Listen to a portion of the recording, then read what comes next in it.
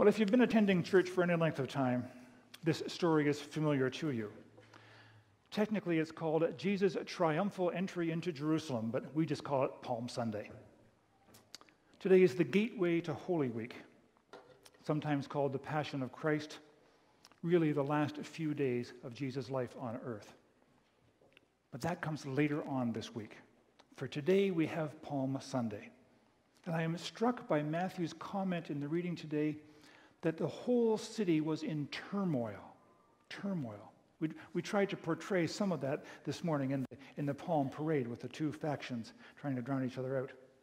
The whole city was in turmoil.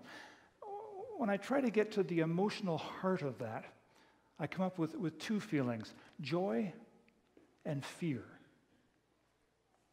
I said last week that the exile was the greatest crisis of faith recorded in the Bible, but the second greatest was the Roman occupation of Israel in the time of Jesus. By riding into Jerusalem on a donkey, Jesus was declaring himself to be the Messiah. And by laying down their cloaks and waving their leafy branches, the people were saying, yes, we agree. You are the Messiah. You are our long-awaited King. You are the one. You are the one who will rid us of these cursed Romans. Blessed be the one who comes in the name of the Lord. Rebellion was in the air that week.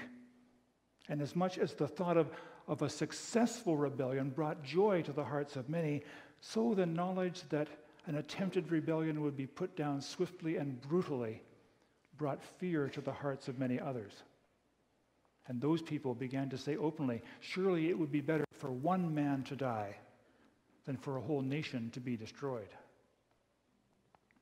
The city was in turmoil, and nobody on either side of that turmoil understood that Jesus was trying to redefine messiahship, that he was claiming sovereignty of a spiritual kingdom, a kingdom that would rule by changing the hearts and the minds of its willing subjects, an eternal kingdom, a state to which everyone here this morning has applied for citizenship or is considering applying for citizenship. Joy and fear. Now, in order to talk about the joy part of that, I want to celebrate a birthday. We don't know exactly when he was born, but we do know that William Shakespeare was baptized on April the 26th, 450 years ago this month, the day of the garage sale. You may want to do a lot of thee and thou to each other on the day of the garage sale. Now, I'm going to assume that Shakespeare was born almost 2 weeks before he was baptized. I have absolutely no reason to think that might be true, but it very conveniently allows me to celebrate today as his birthday. And that's what we're doing. And to celebrate his birthday, I want to share with you my favorite Shakespearean sonnet.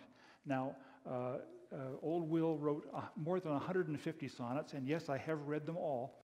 And this is my favorite, number 116. And I'm putting it on the screen just because I think it's easier to follow, because, it's Shakespeare.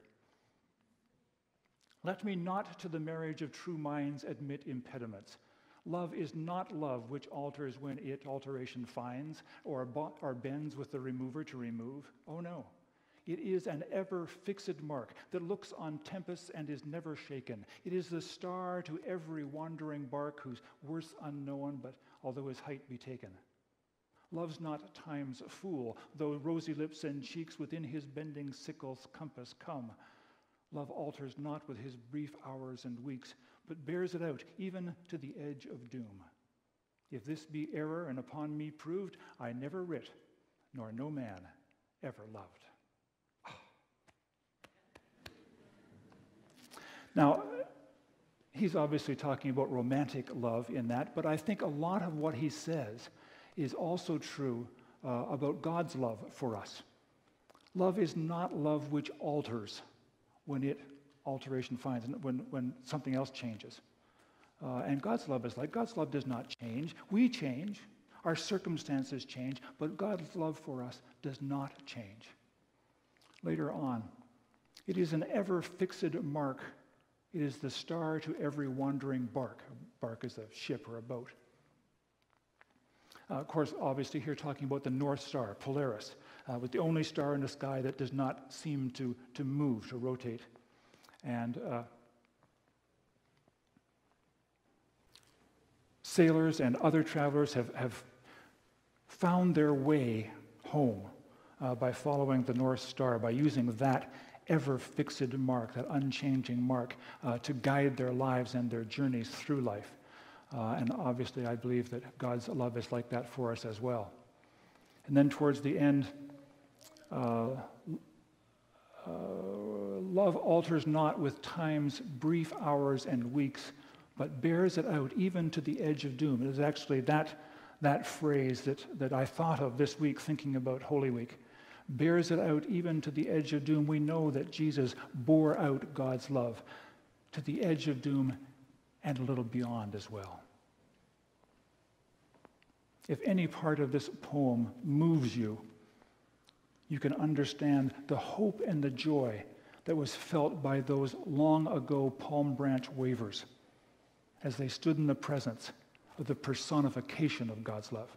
Okay. And perhaps you can understand their disappointment as well. Just a few days later, when they saw their bright, shining hope again. You can go on to the next, Mary. When they saw their bright, shining hope again, this time beaten and bleeding in the inescapable custody of Roman soldiers. Another failed leader in a long line of failed leaders. Perhaps you can understand the fear they felt again and how that easily turned to anger and disgust. Go ahead. Crucify him, crucify him, crucify him. And perhaps you can understand how the Romans ruled a whole empire with fear, and how the Jewish leaders used fear to manipulate the people. Fear is a tremendous tool in the manipulator's toolbox. Nazi Reichsmarshal Hermann Goering explained it in 1946 at the Nuremberg trials. He said, "Naturally, the common people don't want war. That is understood. But the people can always be brought to the bidding of the leaders. That is easy. All you have to do is tell them they are being attacked and denounce the peacemakers for lack of patriotism and exposing the country to danger. It works the same in any country." Does that ring true for you? I think Goring was wrong about a lot of things, but he was right about that. I grew up in the Cold War era where we were taught to be afraid, and that fear provided an excuse for unprecedented military spending and armaments. Fear is such a great motivator that politicians still use it. Every election in this country, every party says, in effect, be afraid of what it would be like if the other party gets elected. Attack ads are fear-based motivators, and we keep hearing that they work. Fear is so much a part of our lives that we are said to live in a culture of fear. We are the safest, healthiest, most comfortable people in the history of the world, and we may also be the most fearful. Now, partly that's because of the 24-hour news cycle, I think. Every newscast begins with the most powerful story of the day, which happens also to be the worst catastrophe of the day. The old newsroom maxim is, if it bleeds, it leads. It goes first in the news story. 1,000 planes land safely. That doesn't make the news, but one crashes, and it's in the news for a week. And it gives us a skewed view of the world. Car crashes are local news. Airplane crashes are national news, but far more people are killed in car crashes every year than are killed in plane crashes. But we don't get that impression. We get the impression that air travel is dangerous, even though we know it's far safer. And I say that as a person who does not like to fly.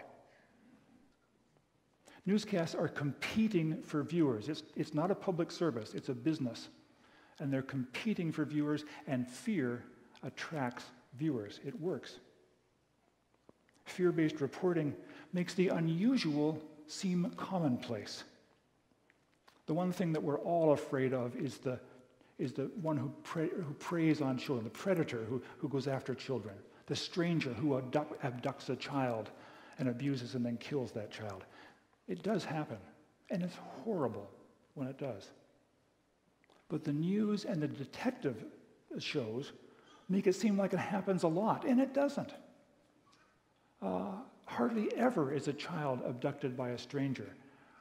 Almost always, those abducted children are taken by family members or by neighbors, people who are known to the child and to the family.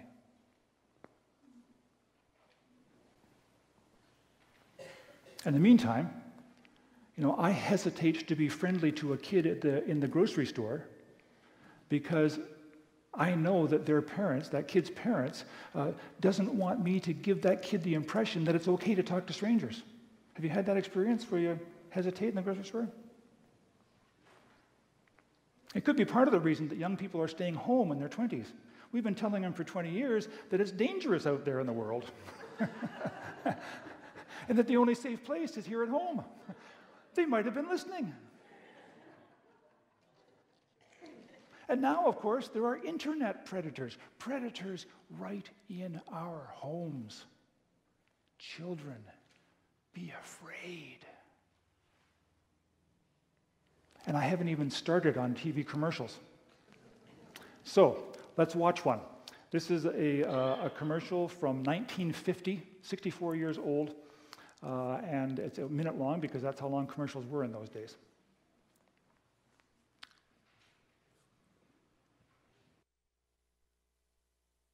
Two germs were killing a little time, and one of them said, "Let's go contaminate a house." "Yeah, I know a place that's for me poisonally." So they rounded up the gang, millions of them, and bang, into kitchen, bathroom, floors, doorknobs, walls, woodwork, rails, pails, baby's room, everywhere. Until those germs found out Lysol, the concentrated germ killer, was on the job. Lysol, relentless enemy of germs. To use Lysol, measure 2 1/2 tablespoons in a gallon of cleaning water, and death to evil germs. In the bathroom, on floors, walls, woodwork, in the sick room. Women, help protect your home against dangerous germs with Lysol. Keep Lysol on the job every day. Lysol brand disinfectant, America's largest selling disinfectant. Ask for Lysol at your druggist today. Now, I'm sure you noticed the assumed sexism there, that the women would do all the cleaning and would be in care of the children and the home. But I also hope you noticed the evil germs, that they spoke like Edward G. Robinson, like gangsters from the movies in those days. And they acted like the communist horde coming to get us. Now, believe me, I am not trying to increase sales of Lysol. In fact, I agree with the vast majority of experts who say that we don't have to use disinfectants in our home. We can keep them perfectly clean with soap and water. But the much more sophisticated descendants of that very ad are so effectively used that sales of household disinfectants are absolutely skyrocketing. Now, cleanliness is a good thing. Please hear me say that. Cleanliness is a good thing. I'm in favor of it. But our homes do not have to be sterilized. Very few bacteria are harmful to anyone of reasonably good health, and most bacteria are beneficial. We spend huge amounts of money to get rid of those bacteria, and then we go out and spend more money on probiotics because suddenly there aren't enough bacteria in our digestive system anymore. And it's all based on fear.